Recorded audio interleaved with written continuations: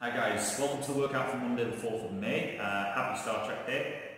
For those of you who don't know the Burgeron beat test, this is going to be our WOD today. So it's named after, well, it's designed and named after Ben Burgeron, commentary. And he's released an at-home variation of it as well, so we thought we'd take that on for today's workouts. What you're going to need, if you're doing this at home without a Zoom class, you're going to need a continuing running clock. Yeah, so you need it somewhere visible, because it's going to be an M-on workout. Okay, if you do it on a Zoom class, the coaches will set the timer for you and they'll let you know every time it comes up with a minute.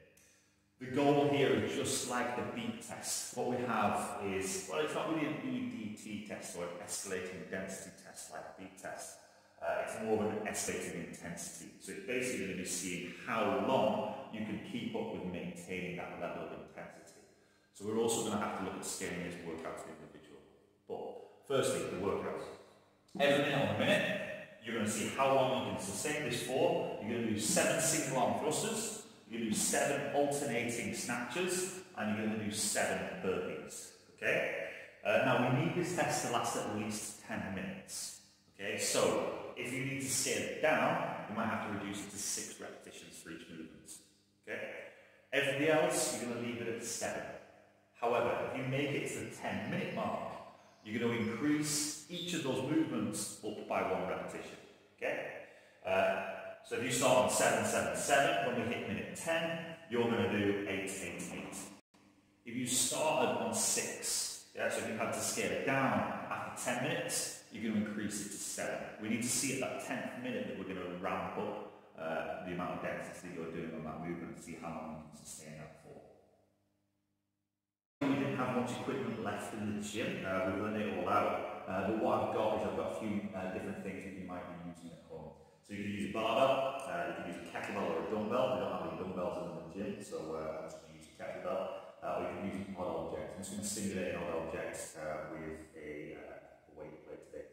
So if you've only got like maybe a sandbag or a rucksack with some weights and hooks in it, we're going to mimic that with the plates. So for your thrusters, you're going to do odd object thrusters, down to the ground and overhead. Instead of the snatches, you can just do odd object snatches or playground to overhead, touch, extend at the top.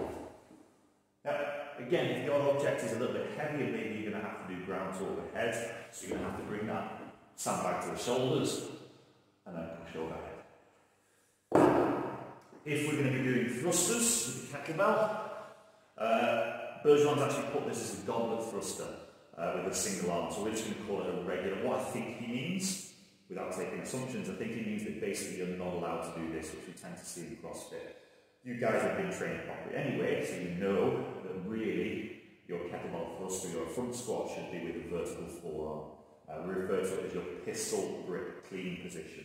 Yeah, so vertical forearm, elbow facing toward the ground, lats locked in nice and tight. Again, it should be the resting position, it should still allow you to breathe. And we're going to do a squat to the bottom.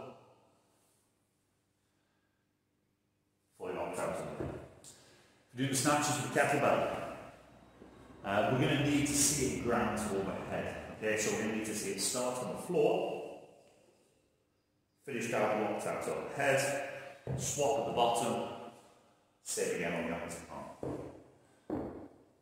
If you're using a barbell, I'm going to try not to hit the pull-up bar above me. We're going to do thrusters, and then we're going to move to snatches. Again, those snatches can be anything you want them to be. So you can just do muscle snatch or power snatch. We're not going to go through the squat snatch, but either of those movements are completely fine. Now, so remember, at minute 10, round up to have 1 more repetition